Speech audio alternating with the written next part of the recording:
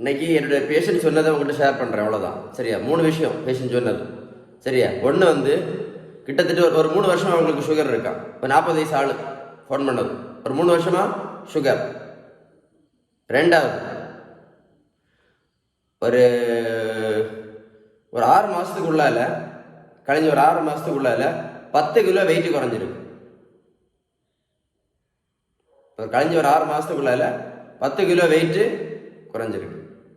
மூணாவது அடிக்கடி blood test பண்ணி பார்ப்பாங்களாம். அடிக்கடி பிளட் டெஸ்ட் பண்ணி பார்ப்பாங்களாம். கொஞ்சம் நேரம் நடைபயிற்சி போகிறாங்களாம். எது முக்கியம் இல்லை, 10 கிலோ வெயிட் குறைஞ்சிருக்கு 6 மாதத்துக்குள்ள இல்லை. HbA1c நார்மலாக இருக்குமா, 6.2 அப்படி தான் இருக்குமா. HbA1c நார்மலாக இருக்கும், 6.2 தான் இருக்குமா. அப்பப்போ பிளட் ரிப்போர்ட்டு சில டைமில் கொஞ்சம் ஜாஸ்தியாக இருக்குமா, சில டைமில் கொஞ்சம் குறைவாக இருக்குமா. அவர் என்ன ரொம்ப சந்தோஷமாக சொல்கிறாரு தெரியுமா, HbA1c ஓரளவுக்கு நார்மலாக தான் இருக்குது. பிளட் சுகர் நான் செக் பண்ணி பார்க்கும்போது சில டைமில் கொஞ்சம் கூட, நிறைய டைமில் நார்மலாக இருக்குது அப்படின்னு. நல்லா கேட்டுடுங்க, இதான் விஷயம். 10 கிலோ வெயிட் குறைஞ்சிருக்கு இந்த உடம்புல. அந்த பேஷண்ட்டுக்கு 10 கிலோ வெயிட் குறைஞ்சிருக்கு. நம்ம உடம்பு கரெக்டாக சொல்லுதா, இல்லை பிளட் ரிப்போர்ட் கரெக்டாக சொல்லுதா? நல்ல நிறைய பேர் பிளட் ரிப்போர்ட்டை நம்பி ஏமாந்துட்டு இருக்காங்க. நிறைய சுகர் பேஷண்ட்டு பிளட் ரிப்போர்ட்டை மட்டும் நம்பிக்கிட்டு ஹார்ட் அட்டாக்ல இறந்து போயிட்டு இருக்காங்க, கிட்னி ஃபெயிலியர் இறந்து போயிட்டு இருக்காங்க, கண்ணு குருடல இருக்காங்க, பக்கவாதத்தில் இருக்காங்க. 10 கிலோ வெயிட் குறைஞ்சிருக்கு. இந்த உடம்பு கரெக்டா, இந்த HbA1c ரிப்போர்ட் கரெக்டா, இல்லை பிளட் சுகர் ரிப்போர்ட் கரெக்டா? எது கரெக்ட் சொல்லுங்க. நம்ம உடம்பு எப்போதுமே கரெக்ட். 10 கிலோ வெயிட் குறைஞ்சிருக்குன்னு அந்த அளவு சுகர் பாதிச்சிருக்குன்னு அர்த்தம். ரொம்ப தண்ணி தாகமாக இருக்கு அப்படின்னா சுகரு நம்ம உடம்புல கண்ட்ரோலுக்கு வரலன்னு அர்த்தம். பசி ரொம்ப இருந்துச்சுன்னா சுகர் சரியா கண்ட்ரோலுக்கு வரலன்னு அர்த்தம். அடிக்கடி ஒன்றுக்கு போயிட்டு இருக்கு அப்படின்னா சுகர் சரியா கண்ட்ரோலுக்கு வரலன்னு அர்த்தம். HbA1c நார்மலாக இருந்தாலும் சரிதான், ரத்த சுகர் அளவு நார்மலாக இருந்தாலும் சரிதான், நம்ம உடம்பு தான் கரெக்டு. இந்த 4 தான் நைனில் வச்சுடுங்க. வெயிட் வந்து சடனாக வெயிட் குறைஞ்சிருக்கு, தண்ணி தாகம் இருக்குது, பசி இருக்குது, அடிக்கடி ஒன்றுக்கு போயிட்டு இருக்கு அப்படின்னா நீங்கள் HbA1c வச்சு எல்லாம் வாழ்க்கையை ஓட்ட முடியாது, ரத்த சுகர் அளவு வச்சு வாழ்க்கையை ஓட்ட முடியாது. இன்றைக்கி HbA1c ஒரு லேபில் போய் பண்ணுங்க. இன்றைக்கி HbA1c ஒரு லேபில் போய் பண்ணுங்க. 7 இருக்கும், 7 இருக்குன்னு வச்சுக்கிடுவோம். சரியா? அரை மணி நேரம் கழிச்சு இன்னொரு லேபில் போய் பண்ணுங்க. ஒரு 10 நிமிஷம் கழிச்சு பக்கத்து லேபில் போய் பண்ணுங்க. HbA1c 6 இருக்கும். சரியா? 6 இருக்கும். இன்னொரு 5 நிமிஷம் கழிச்சு இன்னொரு லேபில் போய் பண்ணி பாருங்க, 11 இருக்கும். சொல்லுங்க, அப்போ எது கரெக்டு? முதல்ல பண்ண லேபு கரெக்டா, ரெண்டாவது பண்ண லேபு கரெக்டா, இல்லை மூணாவது பண்ண லேபு கரெக்டா? முதல் லேபு 7 காட்டியிருக்கு, ரெண்டாவது லேபு 6 சொல்லிச்சு, கடைசி வந்து 11 சொல்லிச்சு. HbA1c எது கரெக்டு சொல்லுங்க.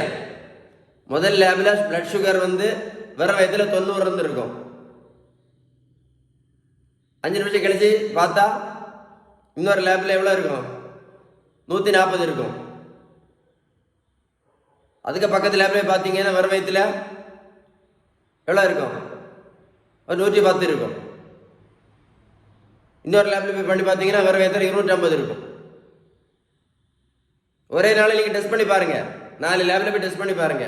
காலையில் HbA1c டெஸ்ட் பண்ணுங்க, 4 லேபில் பண்ணி பாருங்க. ஒரே நாளில் பண்ணுங்க, டெய்லி பண்ணி பாருங்க. ரத்த சுகரையும் நம்பி பாருங்க. HbA1cயும் ரத்த சுகர் அளவு வச்சுல வாழ்க்கையை ஓட்ட முடியாது. நம்ம உடம்பு சொல்றதுதான் கரெக்டு. 10 கிலோ வெயிட் குறைஞ்சிருக்கா, உடம்பு பாதிச்சிருக்கு, தண்ணி தாகம் இருக்கா, இன்சுலின் ரெசிஸ்டன்ஸ் சரியாகல. இது ஒரு முக்கியமான அவேர்னஸ் வீடியோ. சுகர் எதனால வருது உங்களுக்கு? ஒரு பேஷண்ட் சுகர் எதனால வந்துச்சு சொல்லுங்க சார். நம்ம வீட்டில் சாப்பிட்ற உணவுள்ள விகிதம், நல்ல கொழுப்பு சத்து, விட்டமின் சத்து, இனிப்பு சத்து, தாது பொருட்கள் சத்து, புரதம் சத்து, நம்ம வீட்டில் சாப்பிட்ற உணவுள்ள விகிதம் கரெக்டாக இல்லாததுனால தான் என்ன வருது? சுகர் வருது.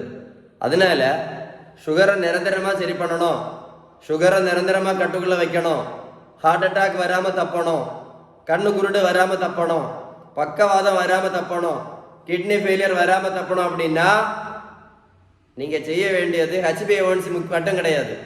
நீங்கள் செய்ய வேண்டியது உங்கள் உணவில் உள்ள விகிதம் கரெக்டாக நீங்கள் சேஞ்ச் பண்ணணும். புரிஞ்சுதா? இவ்வளோ தெளிவாக சொல்லி தந்திருக்கேன். நிறைய பேர் பிளட் ரிப்போர்ட்டை மட்டும் வச்சு நம்பிட்டு இருக்காங்க. உணவுல விகிதம் கரெக்டாக இருந்தால் மட்டும்தான் என்ன சரியாகும்? Insulin resistance. உங்களுக்கு பேலன்ஸ்டு டயட், விகிதம் சரியான உணவு முறை பற்றி ஏதாவது சந்தேகம் இருந்தால் 9442407418 கால் பண்ணி பேசுங்க. இதை மாதிரி தெளிவா புரியுற மாதிரி யாராவது சொல்லுவாங்களே, எனக்கு தெரியல. எனக்கு நம்ம உடம்பு தான் எப்போதுமே கரெக்ட். சரியா? வீடியோ ஒர்க் கூட போட்டு கேளுங்க. நான் சொன்ன விஷயம் கரெக்டாக இல்லையான்னு கீழே கமெண்ட்ல எழுதுங்க.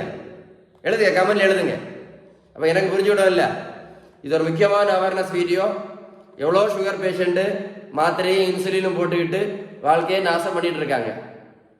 எவ்வளவோ சுகர் பேஷண்ட்டு டெய்லி இவ்வளோ போல மாத்திரை இன்சுலின் போட்டுட்டு வாழ்க்கை ஃபுல்லாக நாசம் பண்ணிட்டு இருக்காங்க.